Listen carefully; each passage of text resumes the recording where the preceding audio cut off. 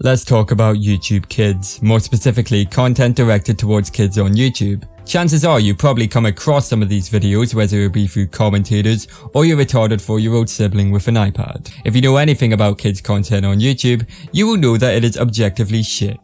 It's dime a dozen money-grubbing schlock that parents spoon-feed to their children because they know those little shits will mindlessly consume anything as long as it's got shiny colours to go with it.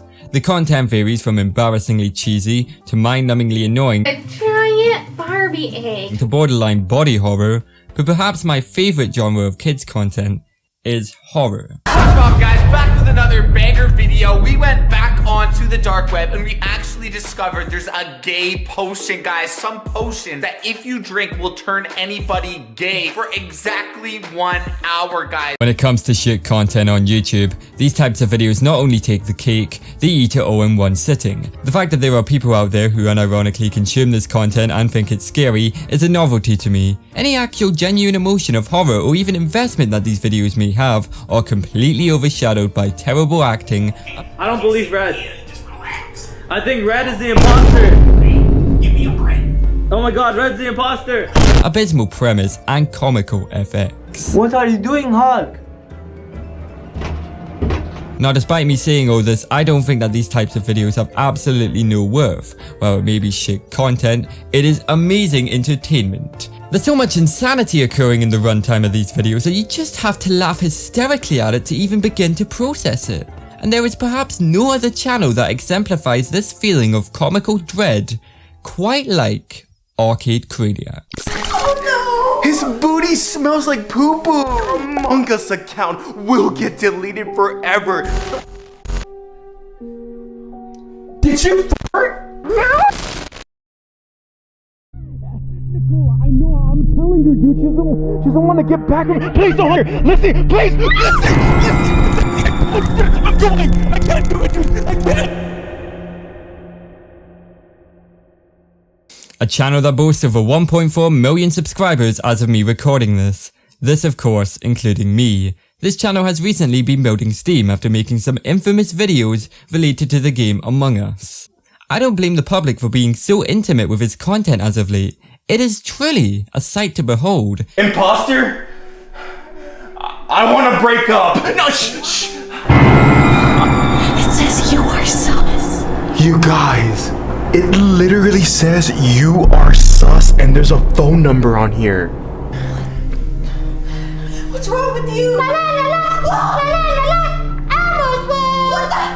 And if you say these clips sound like some sort of parody, that's because it is. The entire premise of the channel is 100% parody, and if you actually take the time to watch any one of their videos, this fact is pretty obvious. Yeah, I know you want to get pregnant by SpongeBob again and have another baby, but please don't do it. You're gonna take me on a date. That's why he has a bat to protect me. I'm gonna hug him.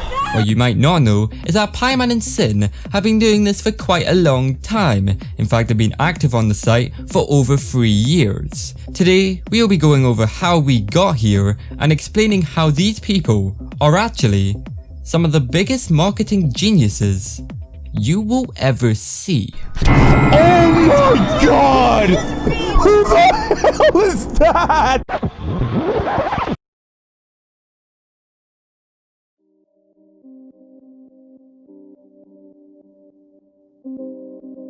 The channel was created on the 14th of July 2017. Believe it or not, their content wasn't always like the post-ironic shitposts they make today. They used to upload vlogs of them fucking around in random arcade places. In other words, this was when their name actually made sense. Yo, what's good, people? Her name is Nikki. My name is Edward, I think. And we are called the Craniacs because we're not unique people at Yeah, all the other names are taken, sorry, so. Yeah. We go to the arcade all the time. We play claw machines all the time, so why not record it? I don't. Well. Anyway, so we're gonna go to round 1. We're in Lakewood, and we're gonna see if we win anything. If not, then. Anyways, we're drinking because I'm an alcoholic. Watching these vlogs for this video, they actually seemed a lot more genuine and chilled out than some other vloggers you may know. It was in no way obnoxious, and it just seemed way more like two people just having fun and recording it for the world to see.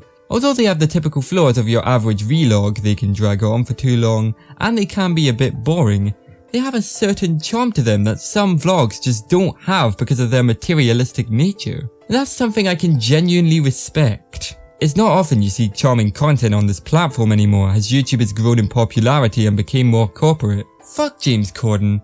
Fuck late night hosts. I want to go back to the simple times where people recorded themselves doing what they love and getting attention worldwide. But you're probably wondering, how did we go from this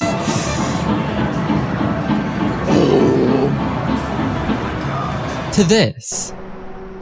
I got it in my fucking nose! Well, let me explain. The content pretty much stayed the same for over 2 years, despite their titles and thumbnails becoming more flashy over time. Nothing really changed until the dawn of the COVID era, and 2020 was the year that their channel slowly but surely began its transformation into what it is now. While the channel was still making arcade videos at this point, they started to branch out into other types of videos, specifically aimed towards kids. You guys, I have to eat pink food for 24 hours. This is going to be insane. They made food challenges, they had clickbait titles, they even made prank videos. Come on, dude, stop.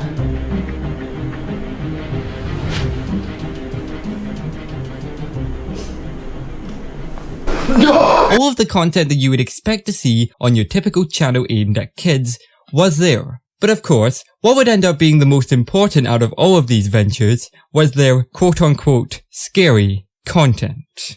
You see, at the time, this channel has been heavily associating with fellow YouTuber Lizzie Noel. Coincidentally, this person also started out filming herself at the arcade. In fact, if you take a deep dive into their upload histories, their progression is scarily similar. Let's take ourselves back to summer 2020, and Chuck E. Cheese, a family entertainment juggernaut, has just filed for Chapter 11 bankruptcy as the COVID-19 pandemic had essentially halted almost all of their revenue. They tried reopening earlier on in June, but to no avail. Both channels would end up paying tribute to Chuck E. Cheese, each with their own separate videos talking about their childhood memories and experiences with the chain. This might be the last time you could ever be at Chuck E. Cheese, and it's so nostalgic. I mean, look, there's no one here, and look at the animatronics. Yeah. This location that we're at right now has all the old animatronics. They have Chucky right here, and they have the whole squad right here. And it's so nostalgic to me, especially. Here's a picture of me when I was a baby. Like, I've come here so much as a little kid, and just to know that it could be the time. Just to know that 30 stores have already been permanently closed is like so heartbreaking. Yeah, big sad, but that's not why this is important. What is important is what happened just days after the bankruptcy.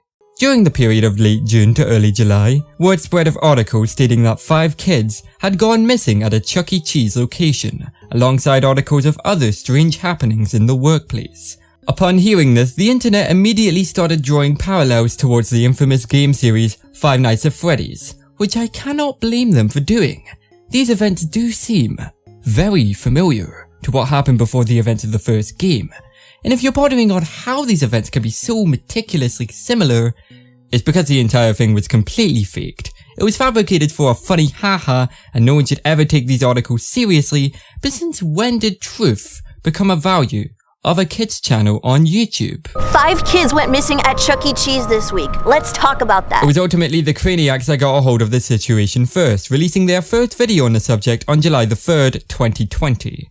This was a landmark for both channels, as this would mark the start of the horror era. Both channels would start exclusively making scary content and appearing on each other's channels numerous times. Most of the content released during this time was just your typical 3 AM videos for dumb kids, although give them credit where credit is due, they actually recorded at nighttime. I have to be really quiet. Although these videos inherently already had comedic value, the premises started to get more and more ridiculous, and they started to become more and more self-aware, and this would all materialize in this short clip. You guys, no one came to my 22nd birthday party. Oh my god. You guys, no one came to my girlfriend's 22nd Chuck E. Cheese party. No, everyone loves you. No one liked me. They do like you. Chucky likes you. That's sad. Who's that? He's the only one who likes me. Oh my god. We are now in the post-ironic era, otherwise known as present day, and as of late, to say they lost the plot would be the understatement of a generation. What the heck is he trying to? Oh! Holy crap! Edward, you know I like to get freaky with the furries behind Chuck E. Cheese. Because I freaking love him! No one's gonna stop me!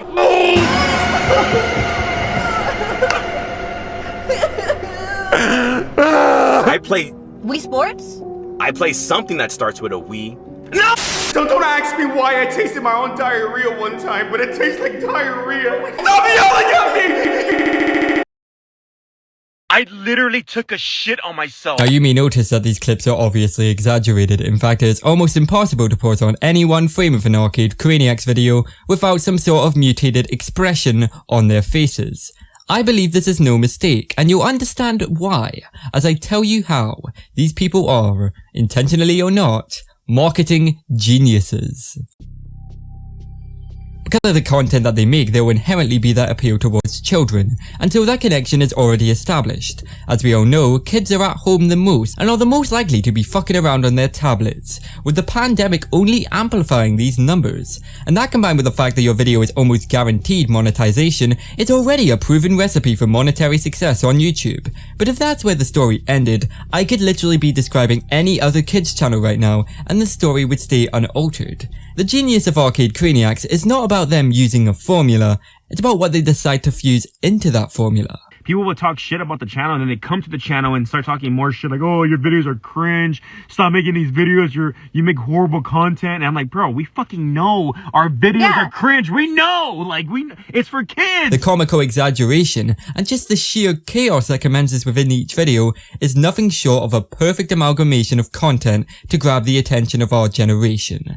They have unlimited replay value and are easily clippable, making this channel appeal to the current climate of memes, where post-irony and cynicism takes authority. They openly mock online influencers like Dixie D'Amelio and David Dobrik, making them a perfect watch for the more woke part of the internet. But most of all, their brilliant satire and implementation of the weird side of YouTube make them perfect for not only topic commentators looking for the cringe of the day, but also for people like me, who can respect and acknowledge what the content is, while also laughing our asses off consuming it, like the man-children we all are. I think we started making those stupid jokey kind of type videos because people were talking shit about us on YouTube, like, oh, look at these crappy 3 AM YouTubers. And I'm like, man, let's just joke around and let's try to show those adult people that, hey, we're just fucking around. You know what I mean? So exactly. So like the kids could still enjoy the video, but if you happen to be an adult watching, you could be like, okay, this is still kind of funny. Exactly. Like this is still kind of entertaining. So the next time you come across one of these videos through any medium or internet happening, don't just dismiss it as another channel for kids, because over the past few months, it has transcended that genre into becoming something that perfectly encapsulates the madness of modern social media. Ironically enough, by leaving their roots in the dust in favor for more horror type videos, they played the system like an arcade game. And that is how you monetize absurdity.